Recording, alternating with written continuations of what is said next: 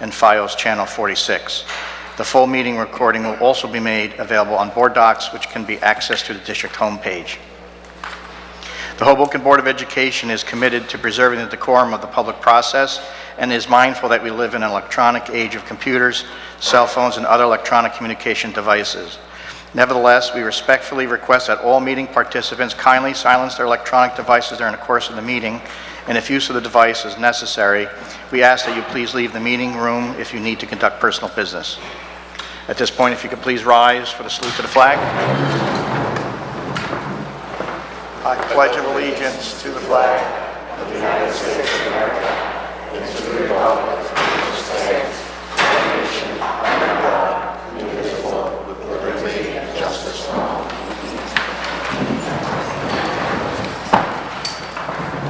And the roll call, please. Miss Angley? Here. Miss Delera? Here. Miss Evans? Here. Miss Kana? Here. Mr. Madigan? Here. Miss Sobolov? Here. Miss Takirian? Here. Miss Walker? Here. And Mr. Kleffel. Here. Thank you. The first item on the agenda is student recognitions. Mr. Fitzhugh.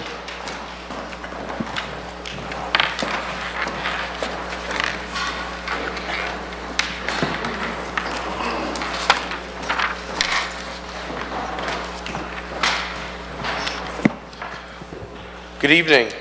Good evening. Our Brant recipient for Student of the Month for March 2018, Alma Pruzak.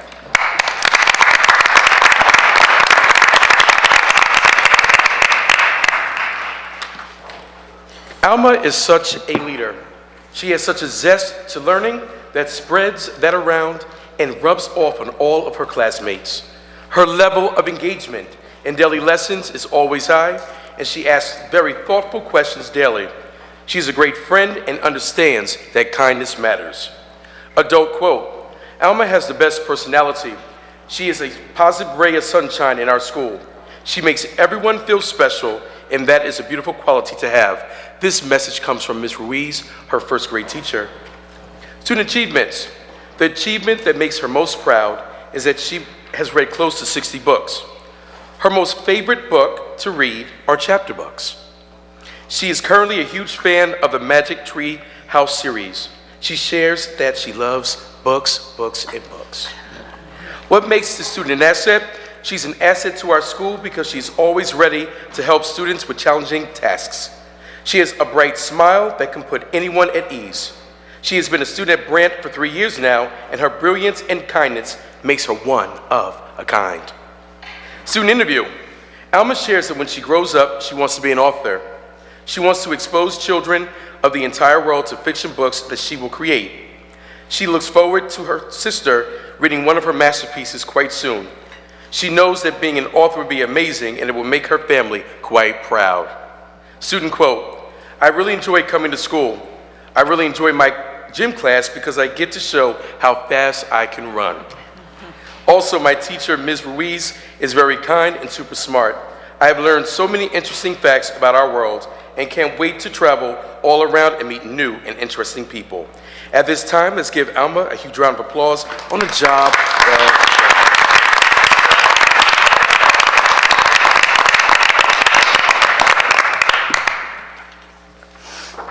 The Calabro March 2018 Student of the Month, Emma Warehan.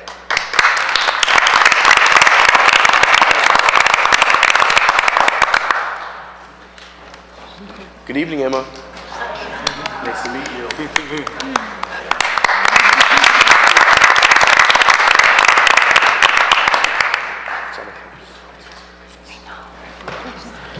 Emma is a deserving student to be selected as the Calabro Schools District Student of the Month for March.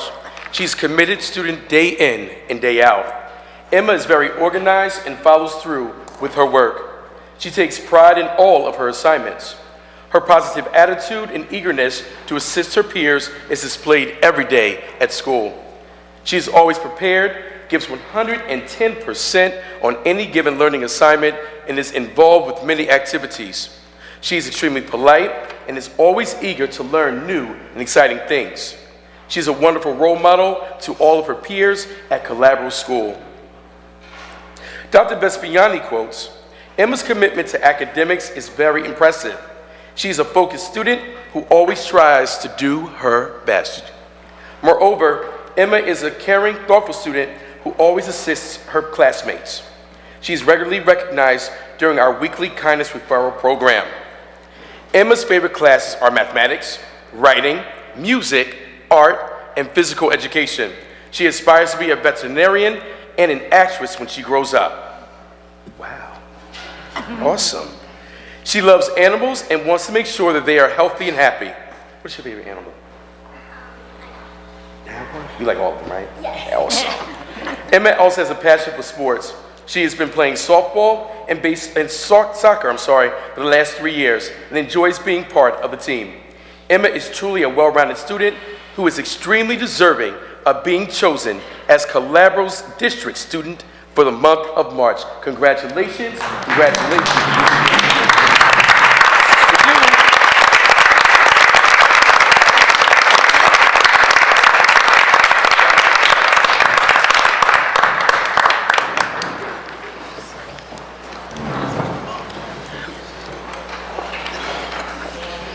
The Kindness Student of the Month for March 2018, Layla Shapiro, grade 5.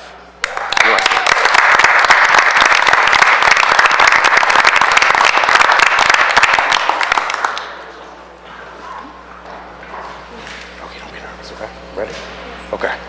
Layla Shapiro is a role model in the class, and her peers look up to her as she is the true definition of Connors Cares. You know what that stands for, right? Mm-hmm. Yeah, like Connors. Cares. Commit to learning, act responsibly? Okay, good.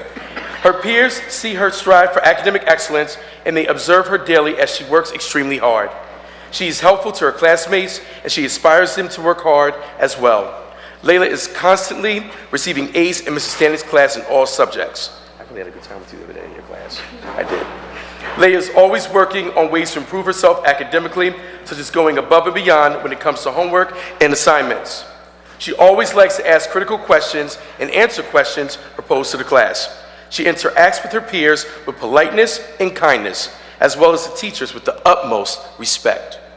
Mrs. Stanek shared that every day Layla brings a positive attitude to class and is a pleasure to have in homeroom 304. 305. Yeah, 305. Try to remember. Dr. Pollins shares that Layla is extremely kind and considerate.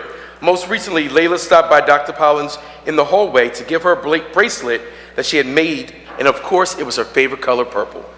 You didn't forget that, huh? No? I didn't know it was her. But she told you. Awesome. She just told me after. Ah, okay. Layla's favorite subject in school is English language arts. When she grows up, she wants to become a party planner like her mom after she attends Villanova University.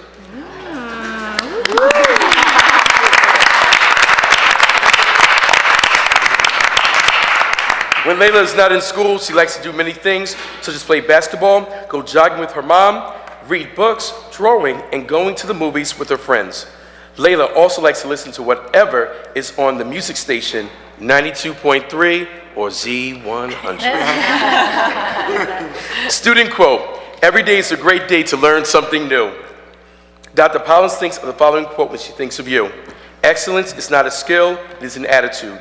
At this time, let's congratulate Layla on a job well done.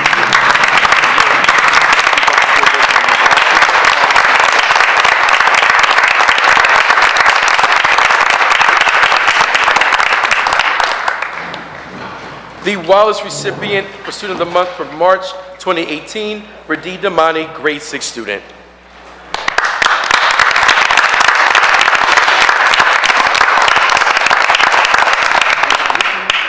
How are you? Excited? All right, job well done. Wallace is proud to recognize Ms. Radhi Damani, a 6th grade student in Mrs. Taglieri's ELA class, as the Student of the Month for March 2018.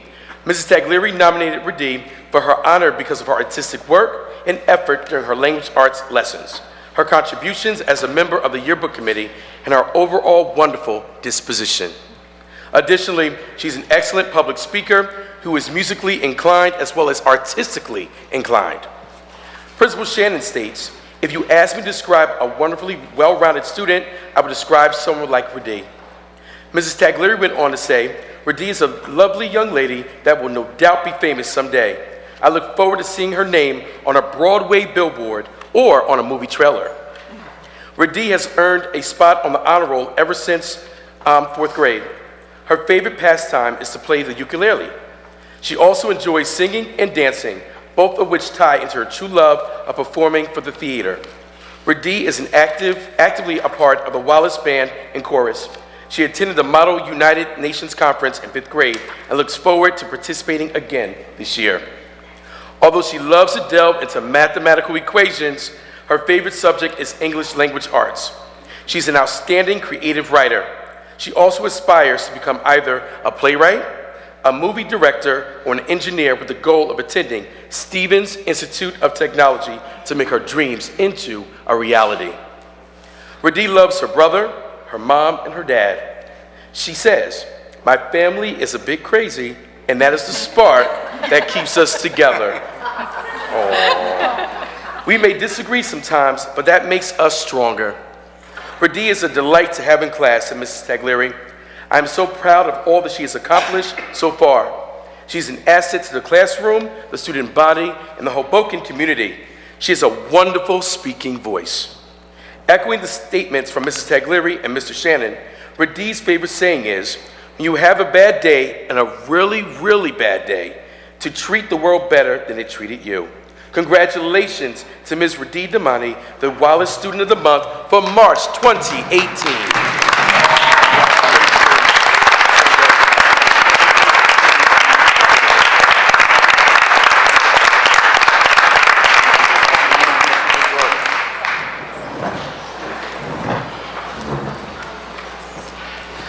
The Hoboken Middle School Student of the Month for March 2018, Bria Miller.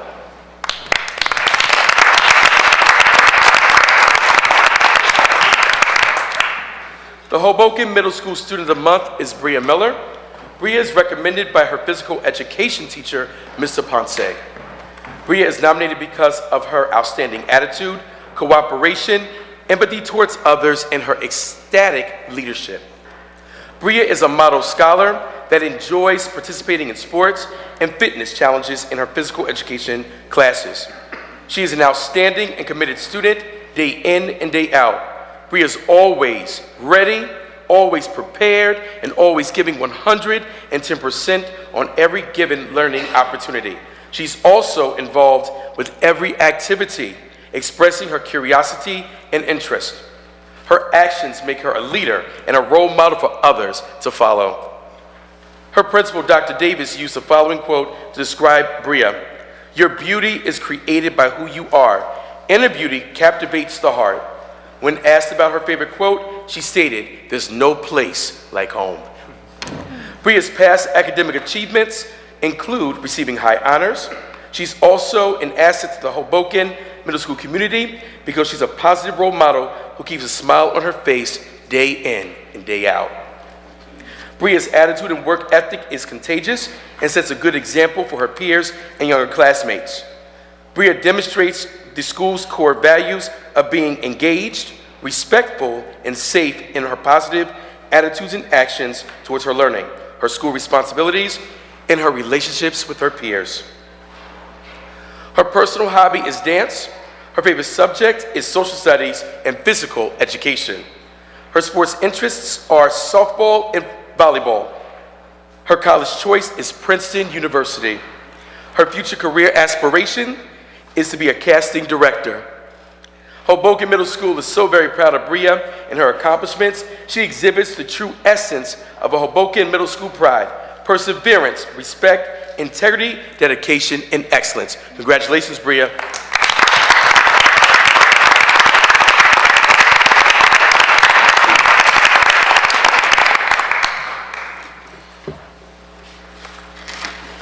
The Hoboken High School March 2018 recipient of the Student of the Month, Denise Peguero.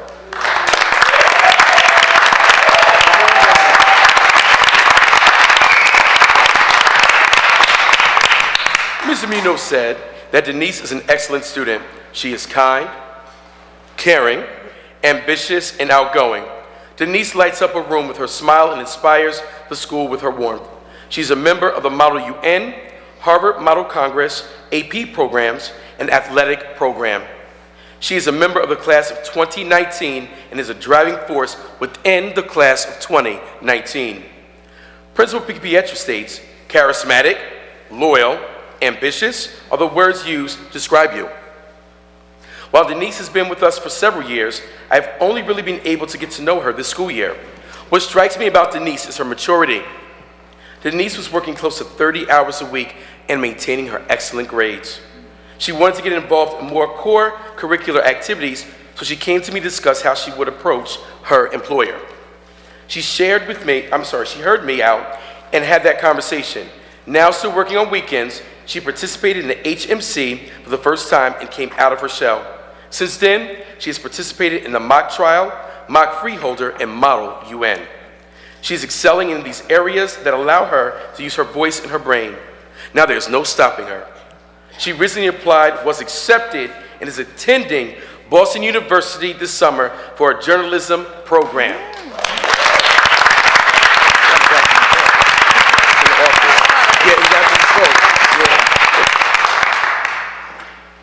Her ability to listen, to take in conversations is beyond her years, and her ability to converse back is beautiful. The other day, I asked her why she didn't get involved in more AP work, and she said she really didn't want to. I told her I thought she'd be great in those classes. She came back later that day and told me that she registered for 2 classes for next school year.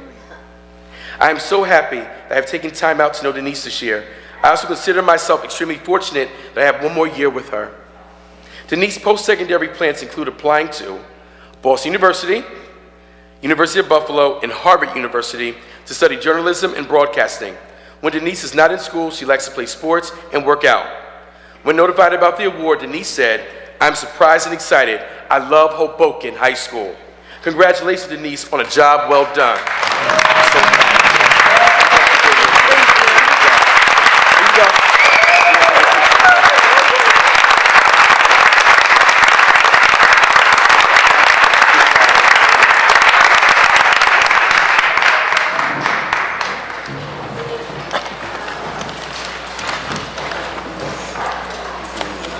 The Hoboken Public Schools is proud to share by school the events and activities that students participated in throughout the month of March. The programs put in place by each school community were thought-filled as well as historically stimulating. At Joseph Brant Primary School, in Art Studies, all students studied women artists related to subjects, themes, and techniques. Inspired artifacts were produced and adorned the Joseph F. Brant Primary School auditorium. Kindergarten students studied Janet Fish and her still life technique. Grade 1 students studied Jane Perkins, Deborah Cavanaugh, and Bridget Collins. Grade 2 students studied Angela Posey and Millie Hippolyte in their sculpture techniques. Kindergarten students identified historic and powerful women during classroom read-alouds and subsequent discussions. They wrote response pieces for one selected woman and those were shared with families and displayed in the hallways that adorned the building. Grade 1 students focused on a historic and powerful woman daily. They were exposed to biographical information and engaged in discussions regarding connections they made. Each figure provided the students with activities as they researched and learned about the focused person. The activities included comprehension games, vocabulary exposure, graphic organizing to compare notable figures and games. At the end of this study, students engaged in a writing activity to illustrate the person they most related to and why. These artifacts were also displayed. In grade 2, followed by a similar research protocol to what they applied for throughout Black History Month, the grade 2 students invited both students, or rather their peers and families, to the school building for a multidisciplinary cross-curricular museum-like experience. It was unlike anything they've ever participated in. What a wonderful experience that the Brant School community embarked on. At Calabro School, in the area of physical education, students learned about the famous female NASCAR champion, Julia Lander. In general music classes, students critically listened to and analyzed the works of famous women musicians from different genres, such as Ella Fitzgerald. In the area of art, students analyzed artwork from famous women artists, such as Bridget Riley. Finally, in the area of science, students researched women scientists and inventors, as well as completed a powerful presentation on their contributions to the sciences. At Thomas G. Connors Elementary School, the kindergarten team had their students research several influential women throughout history. The students completed a research page for each woman. This was done as a whole group activity. Students concluded this unit by learning more about Mae Jemison, as well as creating their own STEM-based rocket ships. In first grade, students used picture books throughout the month to learn and to discuss about noble women in our history. Examples of these picture books included Little Leaders, Bold Women in Black History, Hidden Figures, The True Story of 4 Black Women in the Space Race, and She Persisted, 13 Women Who Changed the World. The fourth grade students utilized Newsella to read nonfiction articles about groundbreaking women throughout history. Students chose women that they believed were a positive influence. Once chosen, they created a presentation with a positive description of their accomplishments, challenges they may have faced, and how they impacted history. Thank you. In grade 5, students created a walking museum so that the school community can learn about their various noble women in history. Students used the information from texts to create a booklet with facts about a few of the notable women. The 6th grade students analyzed a text called Madam President from ReadWorks. The article was about women in high-power positions in politics. Students wrote an essay about how women's roles in politics have changed since 1848, when Elizabeth Cady Stanton helped organize the first Women's Rights Convention. At Wallace Elementary, first grade classes completed a research report focusing on women of courage.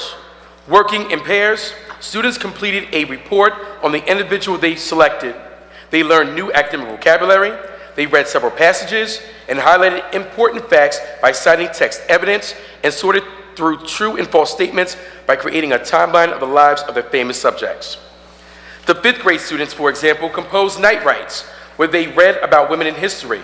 Mentor sentences for this month were from the books that centered on the empowerment of women. The students created posters with proverbs from famous women in history. Some classes also created a quilt focusing on famous women in history. In science classes, kindergartners, for example, characterized pictures and images in order to design and construct a museum and vision boards identifying past achievements of women in STEM and science-based careers, as well as ideas of future hopes and dreams for the field. Hoboken Middle School. The teachers worked alongside their students to make the Hoboken Middle School Women's History experience like no other. Throughout the month of March, information, pictures, artifacts recognizing the many contributions of women were on display throughout the building. The content area teachers discussed women figures in the realms of mathematics, science, as well as social justice. just to name a few. In English language arts, the novel Hidden Figures provided our students the historical detail and the understanding of the struggles of our 4 African-American women mathematicians who helped achieve some of NASA's greatest moments in history. Additionally, during morning announcements, a historical or present woman's fact and quote were featured and presented by a student. Teachers aligned these practices within their classrooms by displaying the daily fact that allowed students further reflection. Thereafter, a hallway mural was created as a constant reminder of the contributions from women throughout history. The culminating event was the school assembly on Thursday, March 29th, with the Women's History Month and School Spirit Day celebrations. Ms. Traina, the musical theater teacher, led the students in performances of Grandeur. The performances celebrated the works of women in history and their contributions. A plethora of scenes and 3 dance routines highlighted in prominent figures in women's history. To add, scenes for the miracle worker and dance routines included On the Floor by Jennifer Lopez and Rhythm Nation by Janet Jackson. What a great time that was held at Hoboken Middle School, infusing the historical attributes with a new age flair. Last but not least, Hoboken High School. For Women's History Month, the following lunchbox lecture series, as well as the motivational Monday programs, were put in place to highlight all women. March 6, 2018, the PGP Lunchbox Lecture Series centered on women's health issues. Students participated in an informative session on female health issues. March 9, 2018, PGP Lunchbox Lecture Series centered on women in social work and government. Students listened to the words of Emily Jabor, Hoboken City Council woman and social worker on women in public service. March 13th, 2018, PGB Lunchbox Lecture Series centered on women's safety. Students participated in a safety training seminar. On March 20, 2018, the PGP Lunchbox Lecture Series centered on the female first responders. Students participated in an all-female panel for career explorations. On March 23rd, 2018, the PGP Lunchbox Lecture Series centered on Hoboken's Female First panel. Students listened to inspirational stories of a panel of historical female firsts in the city of Hoboken, which included Maria Pepe, City of Hoboken Department of Finance. She's the first female Hoboken Little League baseball player. Vanessa Falco, City of Hoboken Councilwoman. She's the first African-American female city councilwoman. And finally, our own Dr. Christine Johnson, Superintendent of the Hoboken Public Schools, the first female Hoboken Public Schools Superintendent. On March 26, 2018, the Hoboken High School Hispanic Culture Club Female Empowerment Panel took place at 7:00 p.m. in the school auditorium. Students listened to the stories of 4 women of color, their successes, struggles, roadblocks, and powerful messages. Motivational Mondays. Students participated in academic documentary viewings on issues ranging from women in politics, women in science, and women in business. Students participated on March 5th, March 12th, March 9th, and March 26th.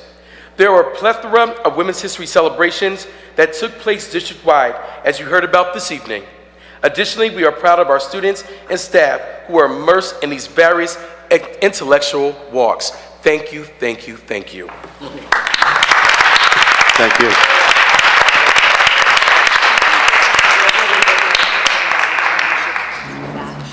As is our habit, I think I'm just wondering if the one little girl is the first grader. Is she the first grader? No, it's not. Oh, okay. we're good. Okay. I was going to suggest, before we resume with the business of the meeting, which might take another hour, hour and a half, we take a brief recess to allow anybody, especially young children, who may not want to stick around for that, to take photographs and politely go home and have dinner and do your homework. So we'll take a 5-minute recess. If everyone please be seated, we'll resume.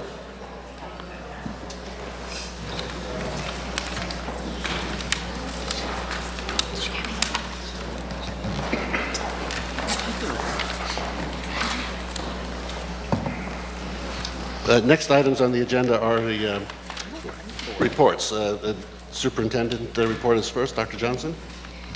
Good evening. I'd like to once again congratulate our students of the month, and I'd also like to recognize Mr. Fitzhugh for leading in our efforts associated with Women's History Month. This evening, I would like to welcome back our high school students from their Classroom Without Walls trip to Italy. From what I heard, they had an incredible experience, and they are looking forward to their biomedical sciences tour to Japan next January. I'd also like to welcome back our chemistry students that took a trip to the Washington University in St. Louis this weekend to compete in the National Chemistry Tournament. It was the first time they ever competed in this tournament, so they learned a lot. They're excited about going back next year, and we're very, very proud of them for participating. In advance of this coming weekend, I'd also like to wish our 3 Hoboken Public Schools upper elementary teams the best of luck as they compete in the North Jersey Regional Competition of the New Jersey School Boards and U.S. Army Steam Tank Challenge at NJIT. And it's also my distinct pleasure to announce the district's planned participation in Saturday's Community Dialogue, sponsored by the esteemed West Side Women. We look forward to providing information and support to the families who are going to be in attendance. While our schools are gearing up for AP testing as well as our park exams, our Department of Early Childhood began preschool registration. We're anticipating the same enrollment numbers that we saw last year, and we will continue to operate the 59 preschool classrooms across the city. Tomorrow we have a team that's going to be traveling to Stevens Institute for the presentations of schematics and conceptual plans for the building or the construction of the new middle school outdoor activity park, as well as the indoor living classroom at the middle school. So we hope to leave that particular event with a winning design, or at least a combination hybrid design, in order to be able to provide that to our architects so they can begin working on the actual projects.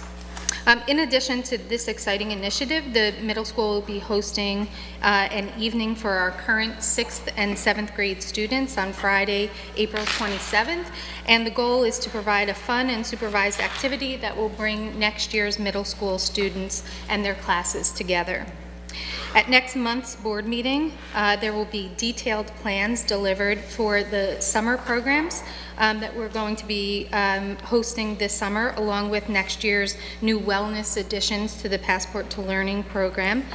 We will also be doing a brief presentation on the social justice integrative arts pilot that we're going to be unveiling at the K-2 level next year at Connors. In closing, and in honor of Autism Awareness Month, the Hoboken Board of Education extends its ongoing support and commitment to research, educational practices, supports needed to embrace children with autism spectrum disorder and their families. It's the progress that we see daily and the gifts that each child possesses and wishes to show the world that makes this Awareness Month so very meaningful. So wear your puzzle pieces and your bright royal blue with pride. And in closing, we have just recently registered for a student video conference on April 27th through the United Nations titled Remember Slavery. That particular student video conference will include 10 students from Hoboken High School, along with an advisor that will guide them through dialogue with students from not only around the state of New Jersey, but also the country and other countries as well. So that will take place on Friday, April 27th. So with that, I will move on to just a staff recognition that I have.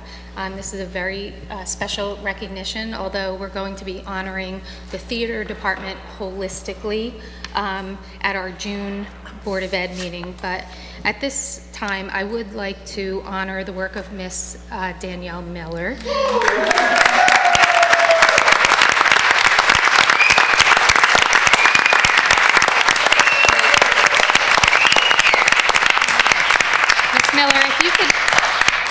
could just stand for a moment, please.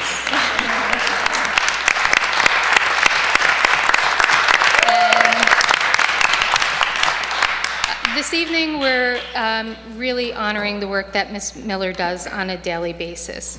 She uses the theater arts to encourage and motivate her students each and every day. Ms. Miller has the uncanny ability to develop confidence and self-efficacy in all of her students. Those that walk in and out of her classroom, on her stage, and even those that she doesn't teach in class, she has a tremendous impact on at Hoboken High School.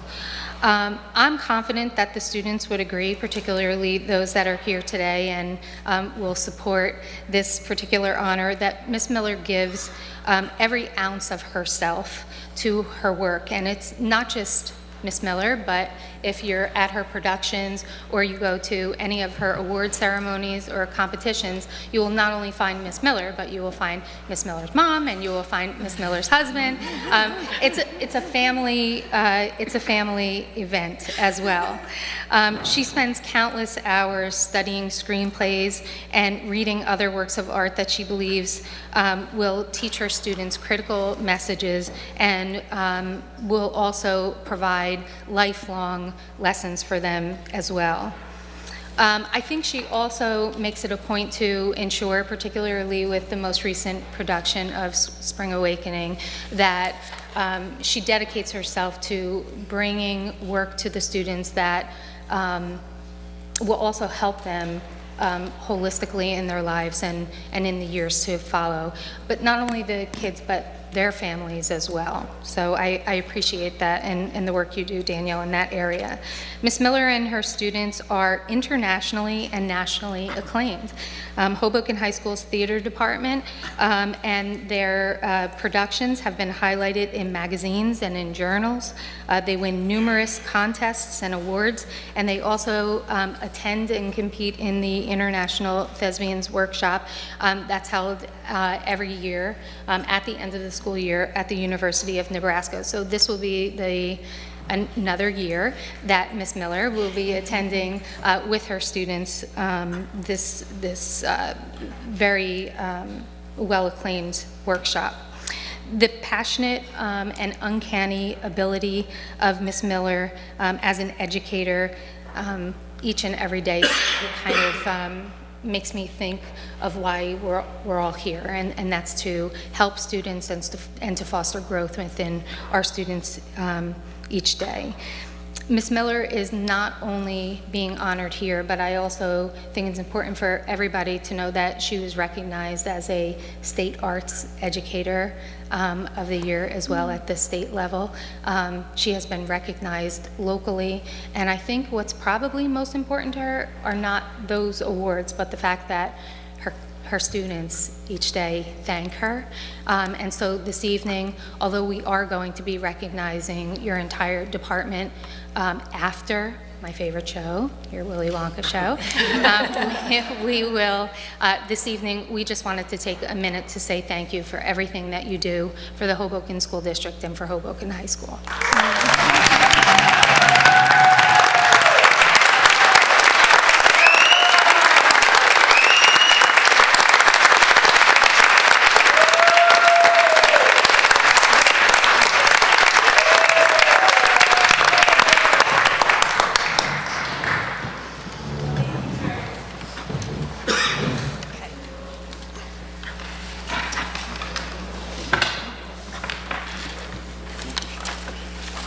I can't resist, Ms. Miller. A couple of years ago when you first hinted, like, oh, I'd love to do Spring Awakening, and I said, just do me one favor, wait till I'm off the board. Because as a big fan of the show, I know what that show is about, and it was a remarkable performance, and I know some of the students are here tonight, and I didn't get a chance individually to commend both you and the group for an amazing production. So I thank you for that. Thank you for letting us choose. It wasn't my idea.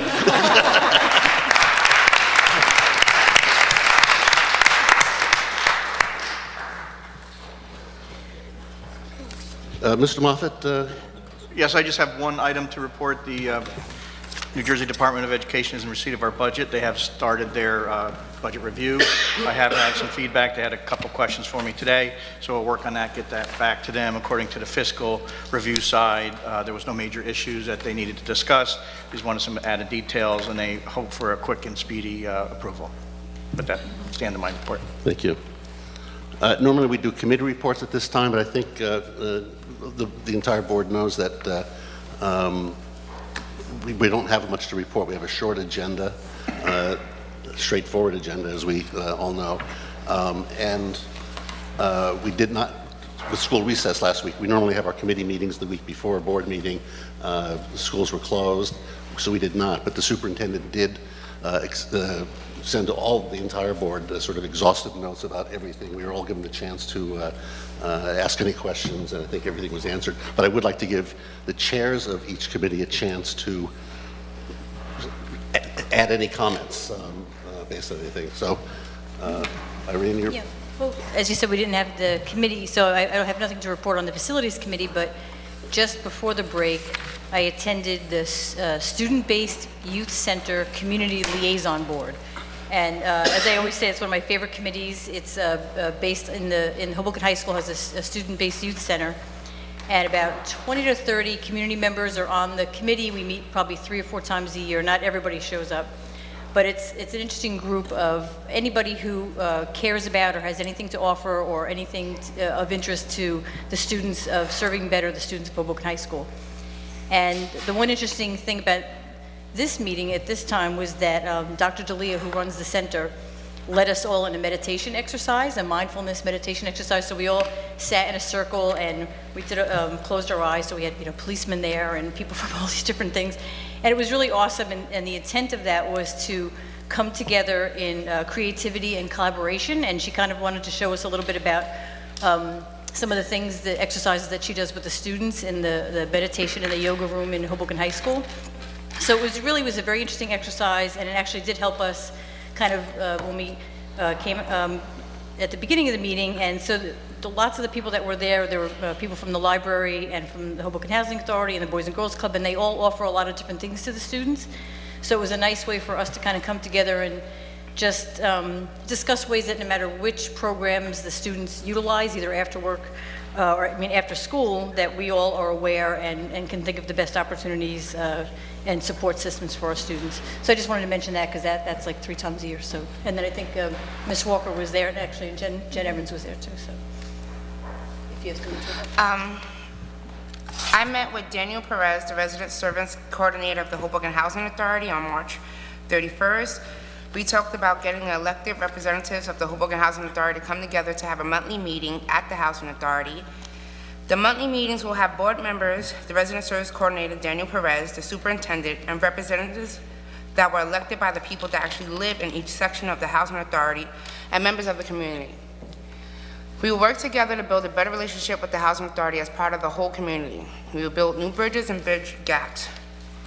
It will be an environment to discuss concerns, answer questions, and to learn about the programs that's available to our children all over the district.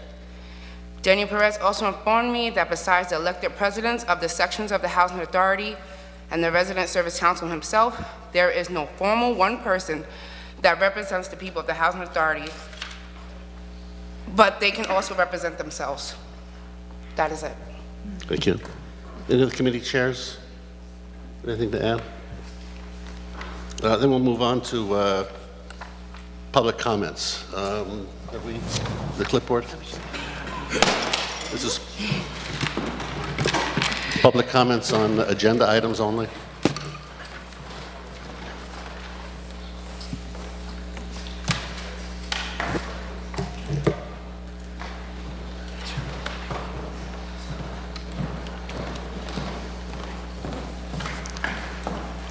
And again, a reminder to anybody, do we have speakers? We have 2 speakers listed for the agenda items only. First is Lee Pfizer. We did this at the last meeting. Just a reminder, please state your name, municipality of residence, and local group affiliation, if any. Thank you. Name is Lee Pizer. I live at 3611 Park Avenue in Union City, New Jersey. I'm a father of an 8th grader here at Hoboken Middle School. I have a couple of questions regarding items on the agenda that I'd like to direct to you, Tom, and then perhaps we might be able to get some feedback. One is with regard to item number 10.08, approval of appointment of all tenured Hoboken Education Association certified personnel for the school year 18-19. Would like to, you're going to, I guess, vote on this tonight, but being from the public, we don't really get to know how many teachers were put up for tenure during this period of time, how many were denied tenure, how many received tenure. We'd like to get some color, if we can, from the board for the public's benefit to understand that process. So that's one question. Do you want me to just ask I have three questions. The second, I'm sorry? Keep going. Okay. The second question is probably a budget question for Mr. Moffett, but we had talked with the superintendent about going now 3 years or so about upgrading the lighting at JFK Stadium through Musco. I believe Mr. Callaghy has been working with Musco Lighting regarding that. I'd like to get a status of that. I know it costs $600,000 to $650,000 to go from incandescent lighting to LED lighting, and I'd like to know, since we have small ball sports being played on the field now, and we have a shortage of fields in the community, and we want to extend playing time and have teams, JV and varsity teams, play home games instead of being sent away because we don't have facilities. When is that budgeted for? Is it in the new budget? And so forth. That's the second question. And the third question comes to mind with regard to Ms. Walker's comment about the Housing Authority meeting. And I just would say that I think that's a good thing. And I think that one of the items that might be brought up there is the discussion about internet availability for people living in community housing, because I don't believe everybody has access to it. And I think teachers here in the district use internet access for teaching purposes. And so it's very stressful to just go to the library and wait your turn because there's not a lot of terminals there. So that's something I would suggest that maybe that could be part of the dialogue between the city, the Board of Education, and maybe Verizon or whoever the provider is to the community, because they just did that. I believe it was donated in Newark, New Jersey recently. Those are my questions. Thank you. Thank you. Thank you.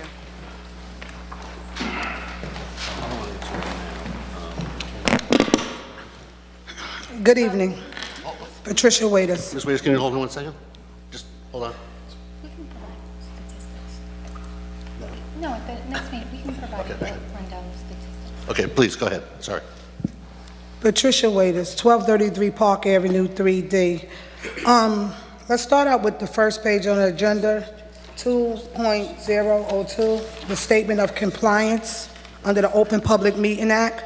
I'm going to ask again, Council, if you can make that available for every board member, the full policy and the laws of the Open Public Meeting Act, because it was a disaster last time. A public person from the public, a member of the public, the microphone was pulled out when they were speaking. They're not in full compliance. I talked about the Robert Rule 1964 laws. So if we could try to just tweak that or do some type of adjustment where we can all be comfortable out here, because it's the public's meeting too. And I want them to be in full compliance. I'm glad he read the statement today, but in the past, I don't remember him reading that statement. That statement is very serious. It should be read at every open public meeting, because everybody own their own opinion, and because we stand at this microphone, it shouldn't end up at the end of the day with a fight. There's no right and wrong in nobody's opinion. But to cut somebody off, with all due respect, if you let Sally, Dick, and Jane come to this microphone and get 20 extra minutes, you got to do for same for everybody, please. So with you being counsel, and I trust your judgment and your professionalism, see that everyone is treated equal and fair and get the same amount of time and the same respect for everybody to come to this microphone. Thank you. Now on page, the Housing Authority, I just added it in because I know part of the committee reports is part of the agenda. So with the Housing Authority, I don't think that you guys looked into the fact that it's a federal building. It's federally funded. Okay, even though it don't look like, even with the dinner, what I noticed yesterday, even though It's done with good intentions to come down there. You cannot mix politics with housing authority. It's federal, okay? So you can have all the meetings you want, you can do whatever you want. That's why we asked Irene Sobel, when we asked her for representation for the African American, because we know they in that one group. You cannot go to housing authority and do what you want to do. There's laws, there's rules and regulations and policy under HUD. HUD, the housing authority is federal funding. It's funded by federal funds. So you cannot go down there, not even giving a free cup of tea. You can't do it and pass out a sign talking about we having a meeting. Now there's ways you could work with our African American students that live in the housing authority besides going down there and it look more like manipulation. Okay, so I want you to look into those laws too with respect to the housing authority and the people down there. We want somebody that's qualified and well respected and know what goes on and take place down there to have our back. Not nobody that's coerced and controlled. So look into those laws too about the housing authority before you keep running down there trying to manipulate the black vulnerable people that lives in the housing authority. Thank you. Thank you.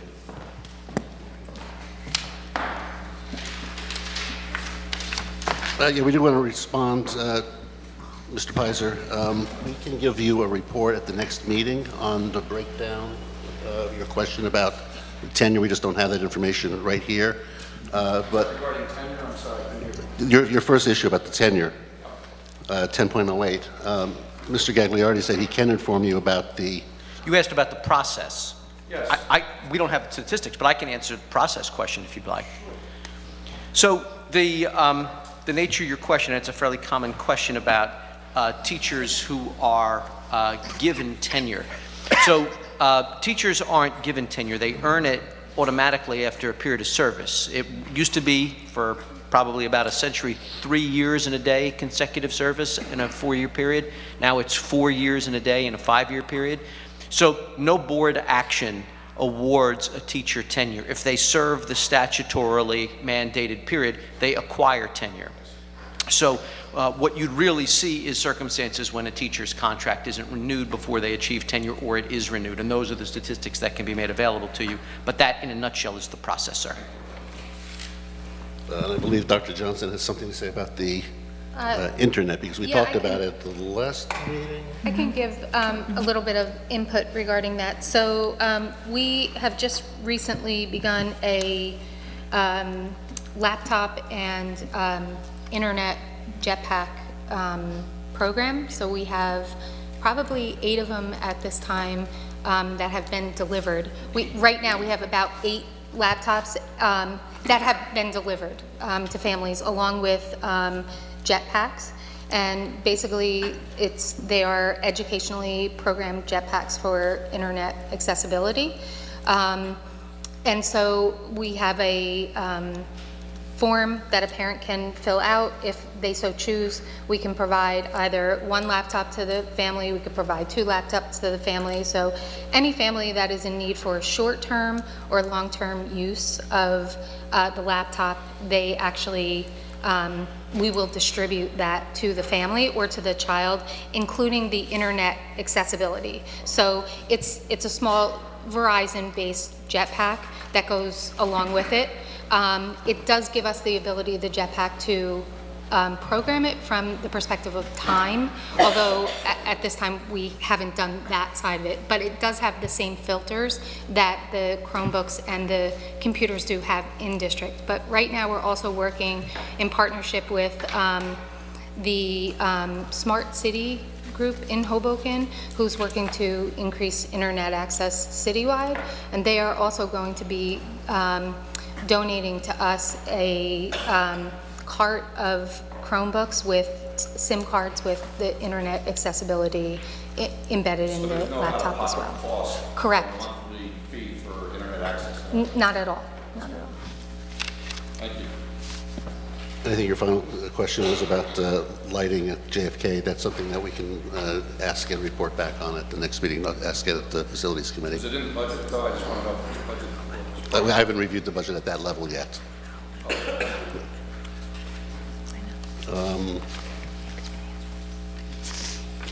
Just those 2 speakers. Yeah, okay. The next item would be the item on the consent agenda. Is there a motion? Motion. Is there a second? Second. Mr. Madigan, a second, and Ms. Evans was the motion. Any discussion? Anything need to be pulled, or? Then, Mr. Moffett, you call the roll, please. Ms. Angley, Yes. Ms. Delera, Yes. Ms. Evans, Yes. Ms. Khanna, Yes.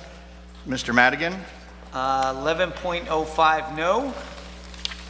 13.02, I'm going to split them. T, yes, U, no, and everything else, yes.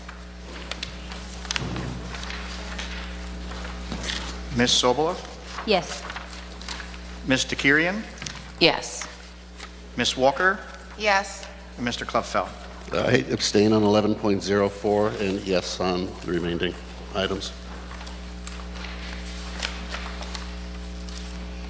Motion passes. Thank you. Public comments on agenda and non-agenda items. First, we have 14 listed. Oh. The first speaker is Lee Pizer. Excuse me, just before we start, our board policy is 30 minutes for public comments. Correct. I'll ask speakers, we'd like to accommodate as many as we can to be as concise as possible, and it will require board approval to go beyond the 30 minutes. So we just want to let everybody know. 14. Tom, so what are the minutes, so are we doing 3 minutes or 5 minutes? How are we? We can do three. Works out to about a little over Our 2. policy is 5 minutes. Okay. What's the half hour? Let's see how far we get. So do we have 5 minutes or 3 minutes? 5 minutes, okay.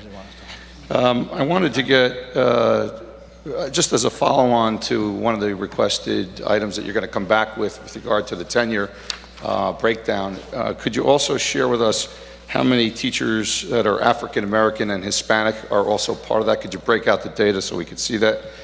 Second, I'm happy that the girls lacrosse team is off and running at Hoboken High School, and they're playing Immaculate Conception on Saturday, home at, I think, 11 o'clock in the morning. I'm going to try to go.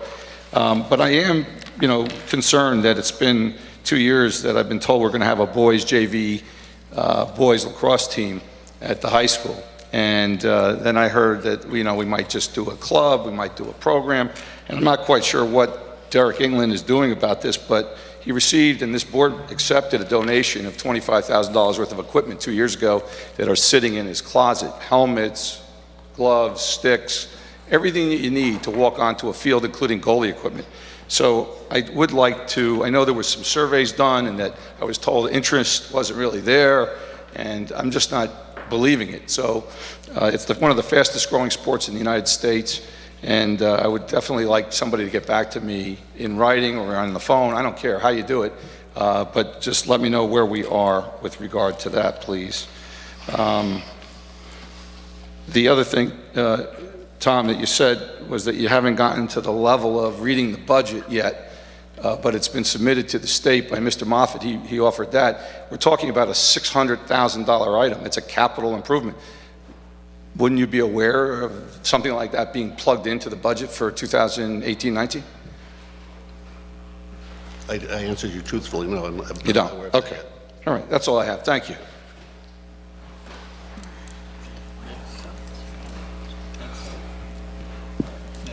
Next speaker is Brandon Lyons.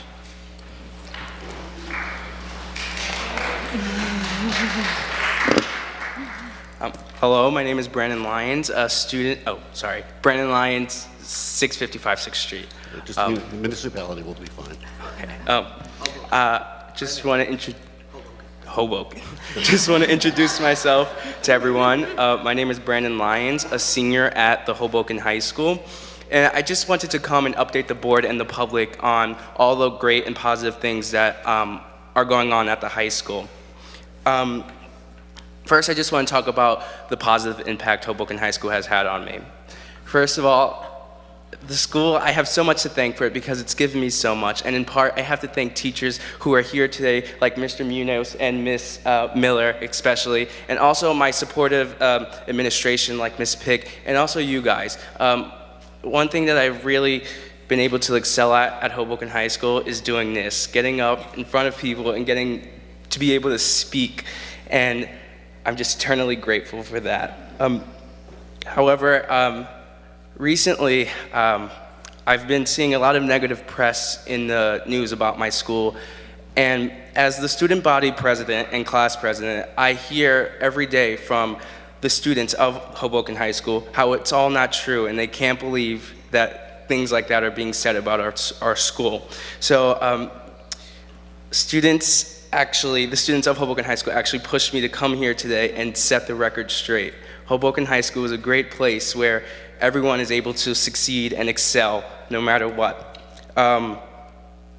I myself am an African American from the Housing Authority who has been in the public district in Hoboken all my life, and never once have I ever been told no or that I couldn't do something for any given reason.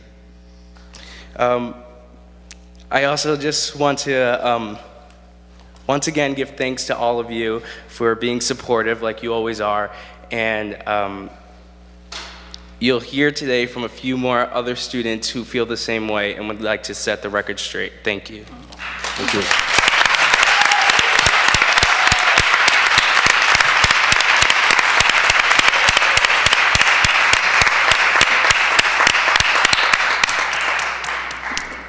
Next speaker is Anthony Sessa.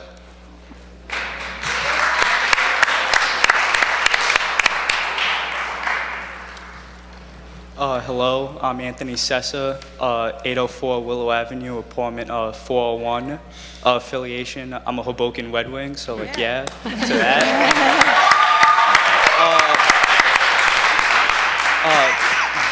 Like my friend Brandon said, I really just wanted to thank all of you. And if you guys haven't noticed, I'm the kid who like sits up there and like records. And I've been a part of the Board of Education since preschool, and I really just like wanted to thank you guys because before high school, I didn't really like know what I wanted to do with like, you know, my life afterwards. And I think Hoboken High really gave me a perfect set of role models, and it really gave me a purpose that like, you know, I want to fulfill in life, like, you know, in the future. And if I'm being honest, I really didn't think I'll be up here to like, you know, speak, so I really don't have anything profound to say. So I'm sorry, like, if I'm rambling on. So, but yeah, I think that's my point. Just thank you. Like, you guys really gave me tons of wonderful opportunities, and like me personally, like I feel like I can't really repay you guys. But so like, yeah, thank you. Like, you guys are really fantastic. And I would also like to congratulate Miss Miller for her reward. She's great. Look forward to class every day. But anyhow, I'm done wasting your guys' time, so have a nice night.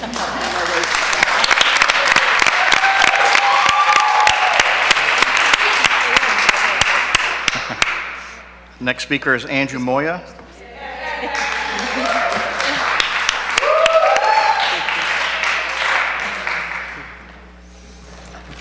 Hello, my name is Andrew Moya. I live at 804 Willow Avenue, apartment 411. I go to Hoboken High School. I've lived in Hoboken my whole life, ever since I was younger. I went to Wallace Elementary, and I grew up, and I'm going to the high school now. And just like my peers before me said, I like to say thank you, because growing up in Hoboken, I've really found who I am as an individual, and I've really let myself like flourish as a person. I found myself doing things that like I wouldn't necessarily like thought I've done, just because it's out there and there are opportunities out there. Like last year, I went to Paris and London. I'm a part of United Nations. I won an award. My friend Anthony Sessa, who just spoke earlier this year. I've been a part of 2 of Miss Miller's productions. I've been taking her since my freshman year, actually. I've been taking her class. I've been playing sports, and Hoboken's really opened me up to like all these other things. I'm a part of the Hispanic Culture Club. I'm the vice president. And I've achieved so much in this place, and I feel like if you really apply yourself, then there's nothing you can't do. Because if you put yourself out there and let your voice be heard and let yourself be spoken, and you really know what you want, you have that drive, then you can really do it. You can really do it all. And I would like to thank Hoboken for that. I yield my time.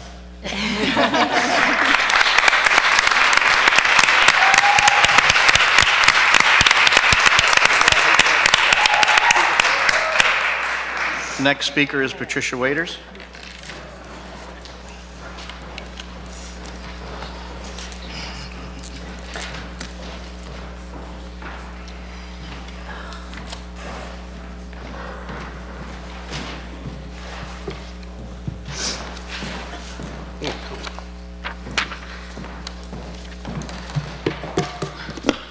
Patricia Waiters, 1233 Park Avenue.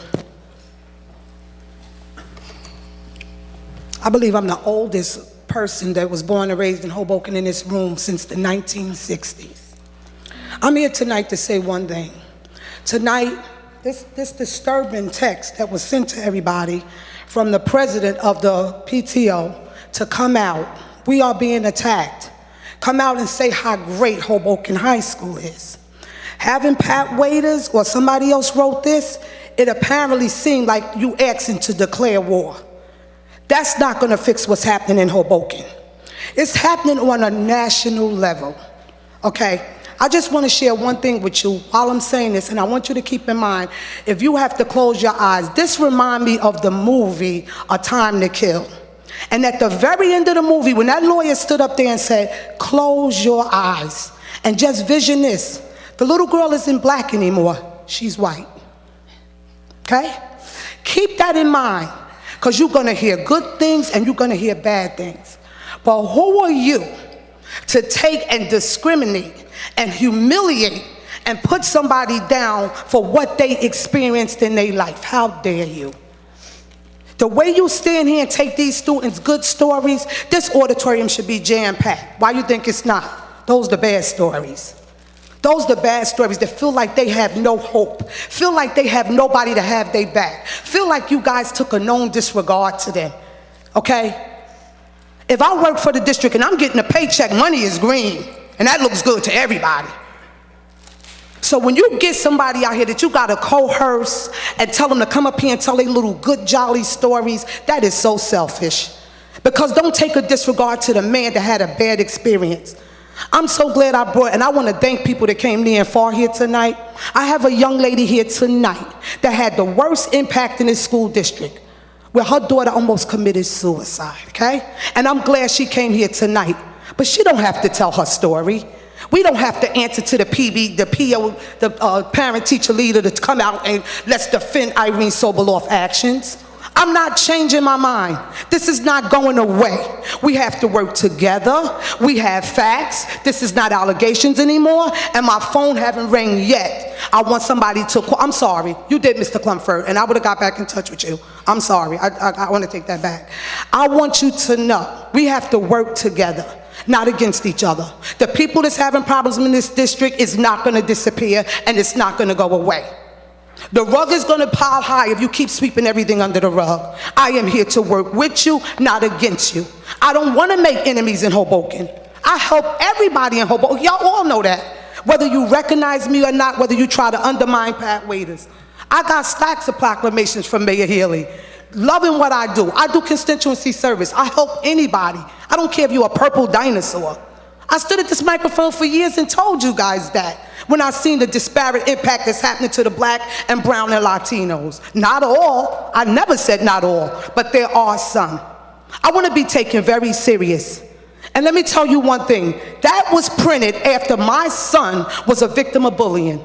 And I went and got somebody to support me and help me and approached it in the right and professional way, only to see this on the internet the next day talking about we're being attacked. Come to me in a professional manner and let's deal with this as a team. It's going to get worse. It's not going to get better. And I'm not a pessimistic person.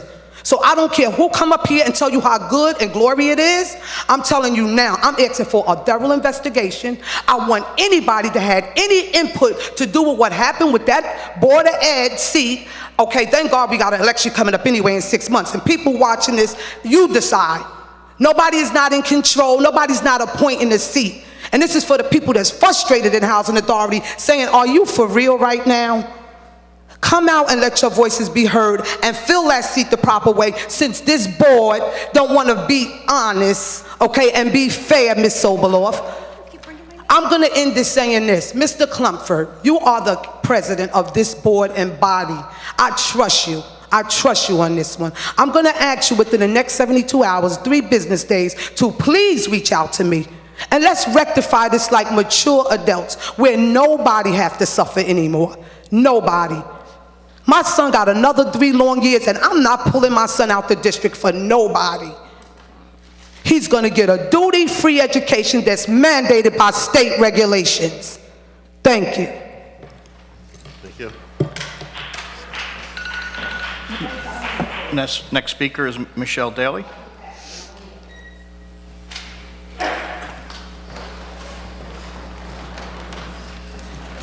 Hi, I'm Michelle Daly. I live at 812 Grand Street in Hoboken. A lot of what I wanted to talk about has already actually been covered because it was about Ms. Miller and the drama program, which is wonderful, and I'm kind of embarrassed a little bit to speak about it because I wasn't aware that you guys were all going to be here today. But I'll keep it brief. I have a statement and I guess a follow-up question. I've lived in Hoboken since 1999. I have 2 children, 2 boys at Wallace in 4th grade and 2nd grade. And this drama program has completely changed our experience here in Hoboken. It's furthered our belief and our intention to stay here in Hoboken and to stay within the Hoboken public education system here. My older son, who's in 4th grade, was really suffering from self-esteem issues. He's not an athlete, he's a very sensitive child, and being able to be part of this program and interacting with some of the high school students especially has done wonders for him. It's completely changed him as a person in a really positive way. He looks up to these high school students. They're his mentors. Some of them are here today, Danny, Brandon, a few others. It's been a remarkable experience for him to learn from them, to grow with them, to have them teach him. My younger son has a special challenge with speech. The opportunity for him to be part of this program, he even earned a callback for an important role, and that has done wonders for him. So I really just wanted to commend the drama program here in Hoboken for offering the opportunity for all of these students across the entire district, all the different schools that are part of the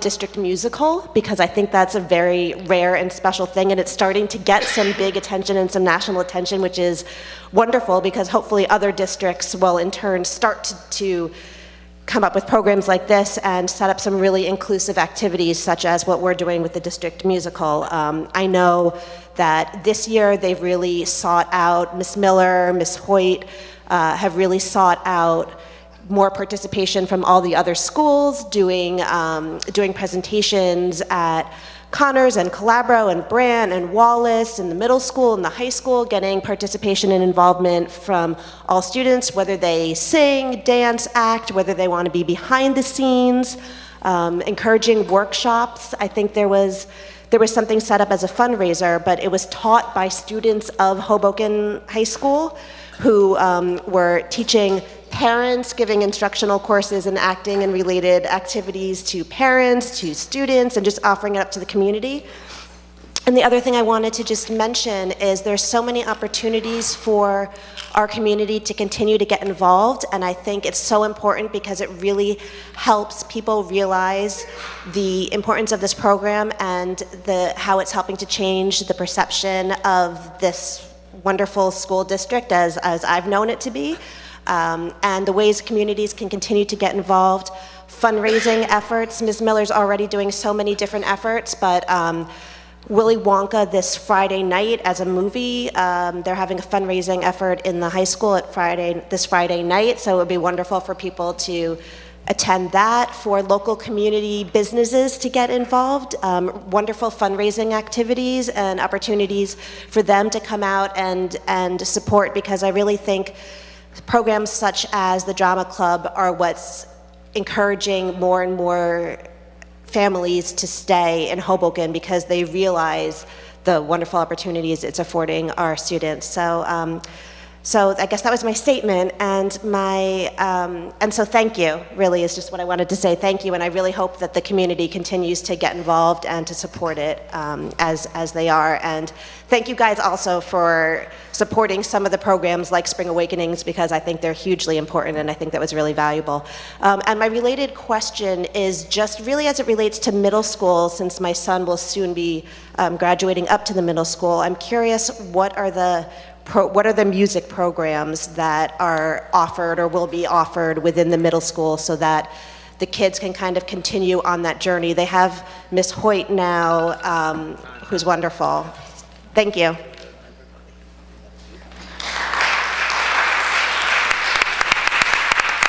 Next speaker is Rudika Gupta. Say it again. Rudika Gupta, did I get that right? Rashika, is that a better pronunciation? Sorry. Hopefully you got my last name. It's Ruchika Grover, 402 9th Street, apartment 5A, here in Hoboken. I actually just really wanted to come up here and say thank you. I brought an initiative to Mr. Shannon. I have twin boys. Let me take a step back. I have twin boys who are 8 years old in the 2nd grade at Wallace Elementary. I am on the Wallace PTO, and we love the school. We love the school. We love Hoboken. We were in Brent prior to starting in Wallace. I brought an initiative to Mr. Shannon's attention. I was calling it 2nd Grade Gives Back, and it was an opportunity to have our children experience being able to give back to our community. So my idea was really, I wanted them to experience something that was truly hands-on. So he pulled in, he said, reach out to one of the 2nd grade teachers, pick another parent that can potentially help you. So I had Shayna Wright help me, another Wallace parent, and we basically formed a team and were able to do this wonderful thing that gave our children the ability to give back to our community. So the idea was really have a way in which we can provide donations and give back to our community via the Hoboken Shelter. So I reached out to the Hoboken Shelter and basically said to them that we'd like to give back. What is it that we can give back as children? They do meals, they do showers, and there are a ton of donations that they could use on a daily basis. Turns out that the person that runs the front office of Hoboken Shelter, Millie, is also a Wallace parent. And so she was fantastic. She spoke to her boss, Warren, and working with them and with our school, we were able, and our administration and our parents, we were able to have a wonderful event. And so the event itself, for those who may not be aware, was effectively, we have 5 2nd grade classes in Wallace. We created a list of non-perishables. We decided non-perishables would be easier to manage and deal with. Divvy that up between our 2nd grade classes, and had this program where the teachers would work with the students in class. They read stories about giving back to the community. They were given examples of how it is that we can give back. Aside from that, on the day of, there was a dedicated day. It was March 15th. Boxes were installed. Mr. Shannon was wonderful. He had cardboard boxes that were delivered to each classroom. The children in each classroom decorated each of the boxes. And you would walk around the classrooms, and I'm sorry, I get really teary-eyed about this because it was wonderful to have an idea and to see it come to fruition. So you walk around and you look at these boxes, and they're all like, this is how we can give back, and these are the things that we can do to make our lives and the people and our community's lives a better place. So all of the kids, there were flyers that were sent home. There is an outpour of donations that were brought in. In addition to all of that, we had Millie and Warren from the Hoboken shelter come into each of the classes. So the idea was children learn from hands-on, children learn from experience. So the idea was really for them to learn about it in the classroom as they do on a daily basis, experience someone coming in and talking about the shelter and what they do and how they do it and the number of showers. I mean, being in one of the classrooms and, one of the things that was donated was a toothbrush or a toothpaste. And it was like, well, who brought this in? Some little girl raised her hand and said, hey, I did. I helped my mommy pick that. And so it was amazing to see the questions that were answered. The children got it. And then we collected everything. At the end of the day, there was basically a distribution line. Each child got a Ziploc bag. They decorated the bag. It was a message that was sent out to the shelter, to whoever it was that was getting these non-perishables. And they took each individual item, these 10 items, and they basically created mini packs that were then donated to the shelter. Seeing all of this come together, it was just an idea that I had. And to have the support of our superintendent, to have the support of the PTO, or to have the support of Mr. Shannon and the admins in the front who helped me out and, made this possible, you can't do that unless you're a community that comes together. And it was beautiful to do that. And it was beautiful to see the children get it. I had so many teachers come up to me and be like, they actually really got it. Thank you. Thank you.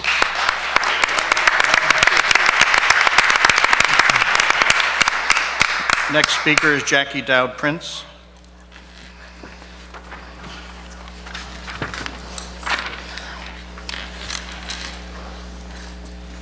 Hello, Jackie Dowd Prince, 618 Madison Street. My affiliation is the Hoboken Public Education Foundation, and I know I gave you guys somewhat of a lengthy update last time. This will be a quick one, I promise. I just really wanted to come up and share some news about our gala, which I think I shared last time is next month, May 17th, so we're getting very excited, preparing. I wanted to share that we released tickets on March 26th at 10 a.m. We sold out of our tickets at 7 p.m. on the same day. We also have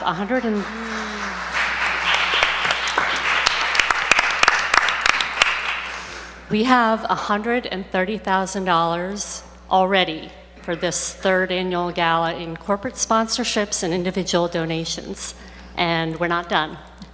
We're still hitting the pavement, so if you know anyone who wants to donate, we'd appreciate you sending them our way.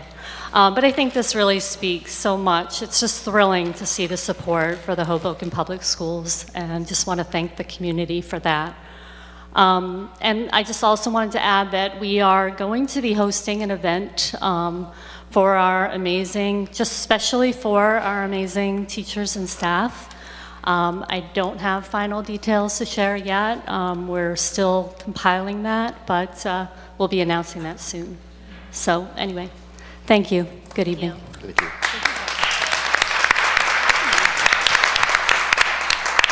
Next speaker is Amanda Lewandowski.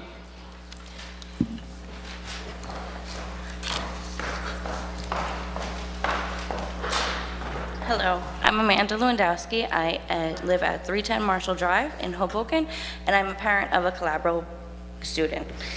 I just came here today to give an update on the Harlem Wizard event that will be taking place this coming weekend. When I first saw the Harlem Wizard fundraising video, I knew Hoboken would enjoy it. The first step was bringing together representation from each of the schools. The 11 team members from Brant, Calabro, Connors, Wallace, the middle school and high school PTOs are nothing short of amazing and passionate about bringing our schools together. Seeing the excitement on the students' and teachers' faces when Patrick the Artist Massey came to visit the schools was heartwarming. Not only have the schools come together, but so have Hoboken businesses to support this community event. To the Spine and Sport Health Center, BCB Community Bank, Academy Bus Company, Singleton Gorman Real Estate, Tenafly Pediatrics, Keller Williams City Life, Liberty Real Estate, W. Kodak Jewelers, and Deer Hill Day Camp, we thank you for your support. I also want to thank our team members of PTOs, teachers, the superintendent and board, our schools and community for making this Hoboken event successful. I hope to see you on Sunday at 3 p.m. at the high school to cheer on our Hoboken District Red Wings. Thank you. Thank you.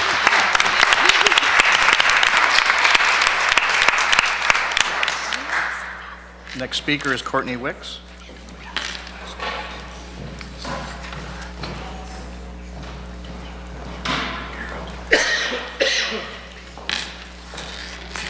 Hi, Courtney Wicks, 3611 Park Avenue, Union City, New Jersey, and I have a daughter who is in the 8th grade. So one of the feedback I keep getting from sort of the other side that doesn't believe that there are racial disparities in the district is, you know, where are the parents, where are the stories? And there is a parent here tonight whose story I'm going to read. I'm going to read her complaint, and she's not coming up here because most of these parents are afraid, and whether you think that's real or not, they are afraid. And so I'm going to read her story, or read her complaint in the record. The Board of Education received, I think in June of 2016, you received an HIB report, and I believe that HIB report found that there was standing in this complaint that I'm about to read. To whom it may concern, actually let me back up. Her daughter was in 4th grade, and as a result of what happened, her daughter attempted suicide in the classroom. And this triggered a district response, and no one really knew. They thought the child had issues, and it wasn't until after this, the counseling this child had, that the mother filed the complaint. To whom it may concern, after attending several weeks of counseling with this particular social worker, I'm not going to say her name, it was brought to my attention that Jane Doe, who's the child, has been the subject of racism by 2 of her classmates. She has also been objectified and sexualized, a common set of stereotypes that have long accompanied racist attacks against girls of color. What is most disturbing to me is that none of Jane Doe's teachers nor the administrators at Wallace recognized that my child's classroom environment was hostile, racially charged, and unhealthy, either due to their own blind spots, biases, and/or simply chose not to address these matters accordingly. Some of the examples of these attacks were as follows. She was threatened to have the black slapped off of her. They made up a game which these children, the class, and the whole class willingly participated in, called Who Would You Rather Have Sex With? Jane Doe or some animal. Many students were convinced in the class not to touch Jane Doe because they were told her blackness will rub off on them. She was called all kinds of names that stopped short of using the N-word, and has been called a B and other derogatory names. So I'm going to stop there on the complaint. After that, the mother spoke to the teacher and asked why she didn't know. And the teacher said, well, I thought, according to the mother, I thought that your child's vocabulary was too sophisticated to be telling the truth. And the mother just stopped there because it was at the end of the school year, and she knew that her child would no longer be in this class. And after that year, the child was kicked out of the district. And so look, I grew up in a predominantly white town. I was one of 2 African Americans that graduated. Racism is, everywhere. It's unfortunately for our kids, it's something they're going to encounter. But what was really disturbing to me was the district's response. I felt like we should be rallying around our kids. We should be, not only should we be teaching acceptance and inclusion, but when these things happen, there should have been a teachable moment. There should have been some support for this child, and there wasn't. And so it was that case in particular, I'm sorry, I'm wrapping it up. In that case in particular, which started me on this crusade. Time. So I hope that in the future we can take some real comprehensive measures to deal with the disparities. Thank you.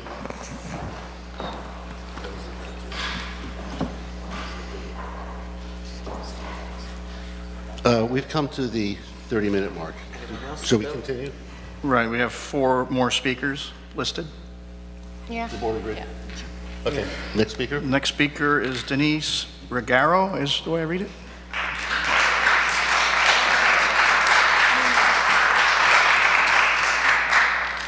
Good evening. My name is Denise Piguero. My address is 209 Willow Avenue.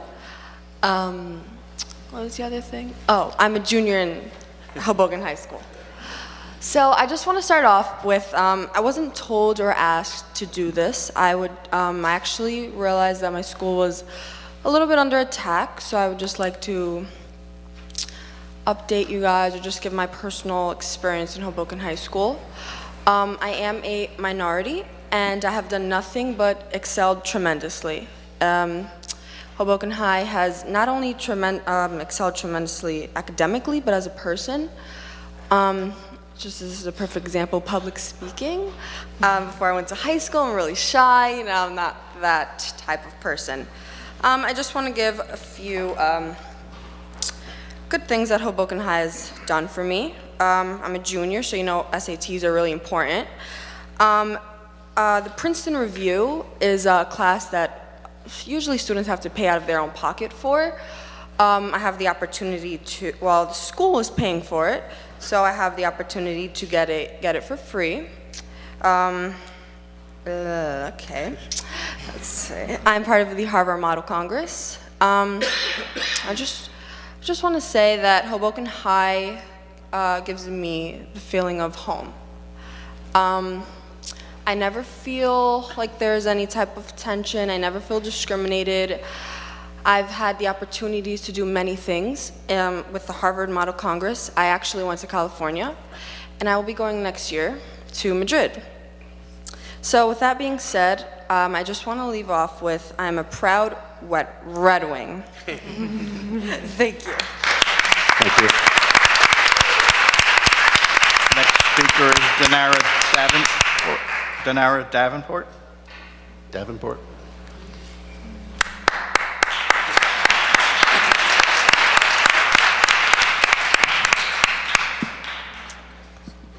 Good evening, everyone. My name is Demira Davenport. I live at 320 Jackson Street, and I am a senior at Hoboken High School. So I want to start off with, like Denise previously stated, Hoboken High students do things on their own accord. We're not coached or told to do anything. We knew nothing about a text, and we want to do this on our own to let you know that the school that we go to is as good as people say that it is. So first thing I want to start off with is our teachers. Our teachers are some of the most amazing educators that I feel you can possibly have at a school. They care tremendously about how the students do in class, even about their personal lives, just their well-being, how they're doing, making sure they're okay. And I just want to say that as an African American at Hoboken High, I do live in the Hoboken Housing Authority. My mom worked there for an extended period of time, and I've never felt vulnerable or like anyone else was better than me. And it was because I was privileged. It was because my mother taught me that if I want something, I need to go out there and get it, not depend on other people to do that for me. If I want something, it's up to me. And now I just want to share with you some of my experience at Hoboken High. So, again, as a college student, I have been recognized as a wonderful student. I've excelled tremendously at Hoboken High. My teachers have nominated me numerous times for Student of the Month. My old counselor actually thought of me to attend the Rutgers Pre-Med Honors Program. My new counselor, she recommended me to apply for RILA, which is the Rotary, is that how you say it? Rotary Youth Leadership Award, and I went to NJCU for 4 days, and it's basically just all of the best students who were selected to go. And last year, I did take Princeton Review. It wasn't any selected type of thing. It was if you wanted to do it, you could. It was paid for. I didn't have to pay for anything, and my SAT score went from an 1140 to a 1220.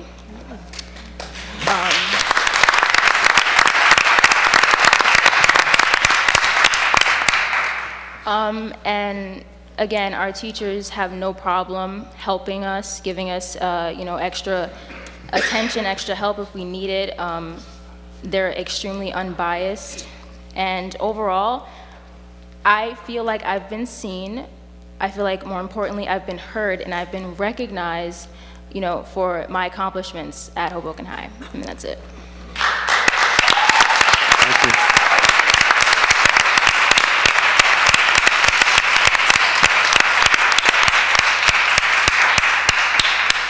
Next speaker is Linda Pizarro.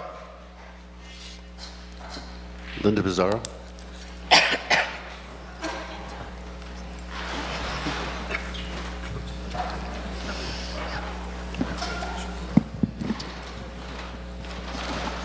Good evening. My name is Linda Pizarro. I live at 221 Jackson Street in Hoboken, in the Housing Authority. And I would like to say congratulations to everybody that was honored, especially the teacher there. And I want to address a few things that I've heard tonight. First of all, I want to thank all the children that came up from the high school that spoke their own mind, that they said that they were not coerced. And I am appalled that anybody would say that they don't have their own minds, that they can come on their own and speak things that are in their own heart. Because they are educated and intelligent, and they do have their own minds, or else they would not be excelling the way they are. And so I would like to say that for them. Also, I would like to say, as a mother and a grandmother, and as a tenant of the Hoboken Housing Authority, that some statements were made here tonight that I would like to clarify. Living in the Hoboken Housing Authority and being a former commissioner there, I'm aware of the policies and the procedures and the rules. And something was said here tonight about that you cannot just come to the Housing Authority and have meetings and different things. Well, as long as I've lived there, people come there, organizations, church organizations, businesses, politicians, from all over that want to do things with the tenants of the Hoboken Housing Authority, become acquainted, or either to, in some way, bring the community together, or for whatever reason.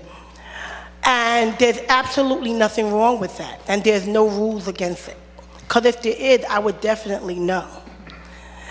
And so I would like to clarify that. And also, I would like to clarify the fact that the Hoboken Housing Authority tenants that live there, and I personally have talked to some, especially in the recent months, that they say that they don't want anybody that does not live there to be speaking for them.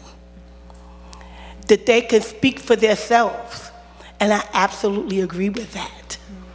Because everybody might think, well, not everybody, I mean, but some people might think that because the people don't come out, and the reason that a lot of them don't come out, because sometimes they don't even know what's going on. A lot of them are just hardworking parents and grandparents and just people that are living their lives, going on with their daily lives and raising their children, and they will not come out to be involved in political, because they feel that, I've been told recently that they feel that this is all political, and me too. People are putting their political gain, well, what they want to be their political gain, and their own personal agendas, and mixing it in with real things that are really happening, as we have seen that all the good and positive things, it's a given that in every situation in life, you're going to have some good and some bad.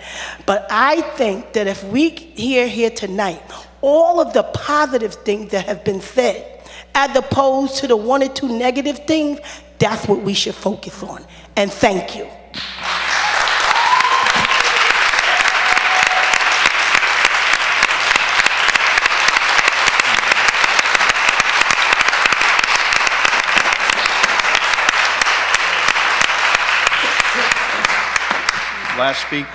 Last speaker is Danielle Poro.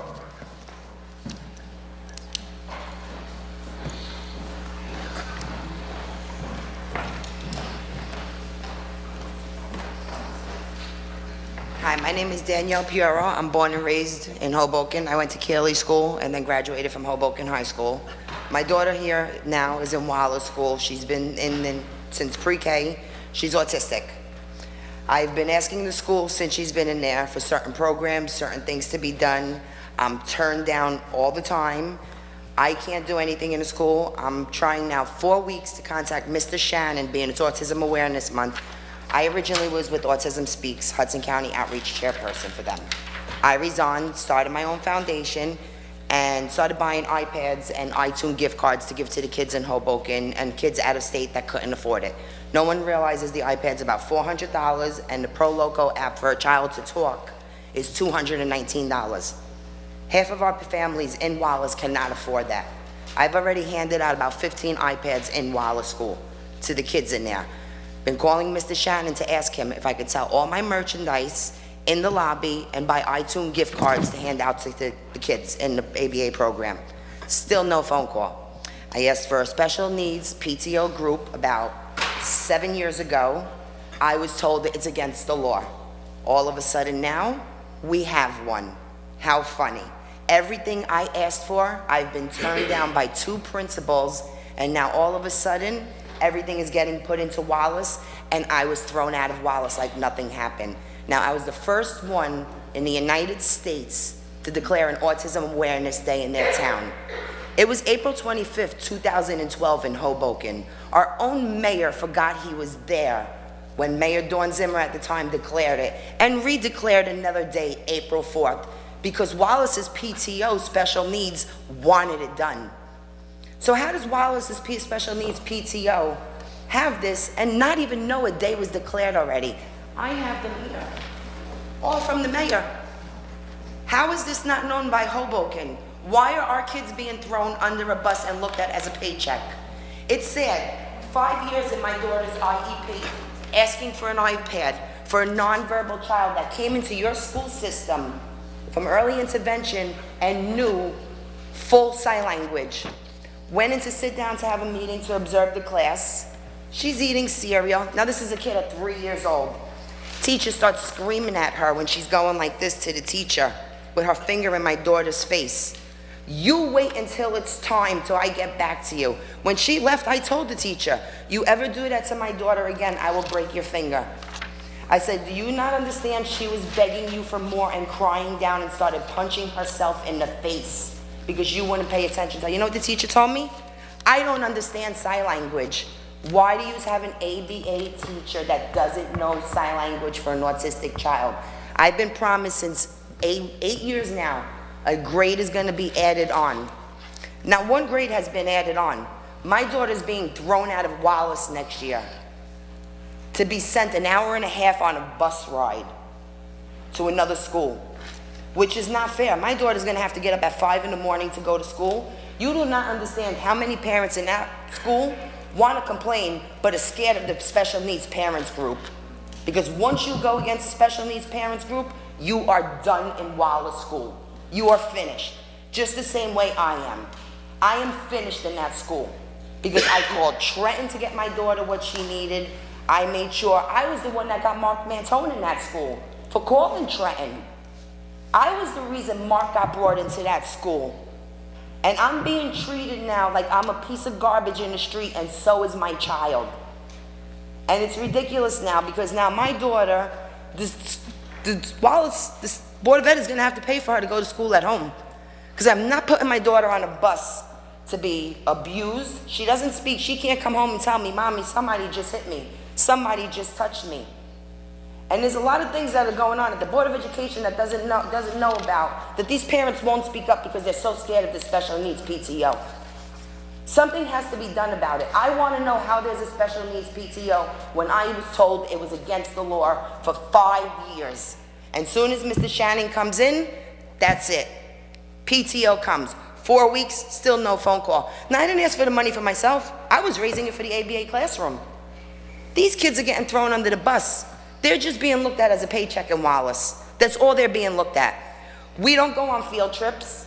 The younger kids do. You know what I was told when I asked about my daughter going pumpkin picking this year? She's autistic. She don't understand about pumpkin picking. Do you know when we go pumpkin picking, my daughter runs to the field and goes crazy? Okay, I just wanted to get it across, and here's some information I'd like you to look at of everything I've had done in Hoboken, Sense-of-Friendly movies and everything. I was the first one that started everything back in 2009. And it's sad that this city is like, everybody wants credit for it. I don't want the credit. I want to realize all the time I took away from my family to get this for everybody in this town, not just for my child. We have one special needs swing in this park, and it's always taken by the children from the high school, okay? From Denver School. So, I mean, something has to be done and given, and something has to be done where the special needs PTO has to be looked over. Because if we're raising money, why aren't our kids going anywhere, and why are we being told they don't understand pumpkin picking? They don't understand this. My daughter understands a lot, and they think my daughter's very stupid, and it's come to the point where my daughter might be pulled out of school for good tomorrow. Because I'm tired of the special needs PTO putting me down, attacking me on Facebook and everything else. But this I'd like to leave for you, so you can look over everything. Thank you. Thank you for hearing me out.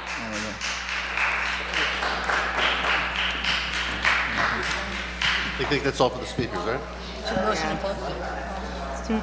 The list was closed. We had 12. No, it's not. No. She's not signed No. up. No. I don't believe you signed the...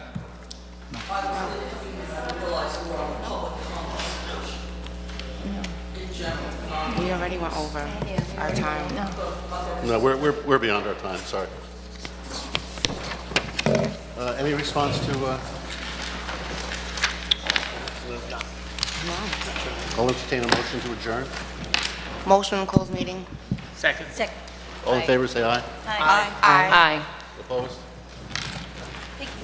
Meeting adjourned.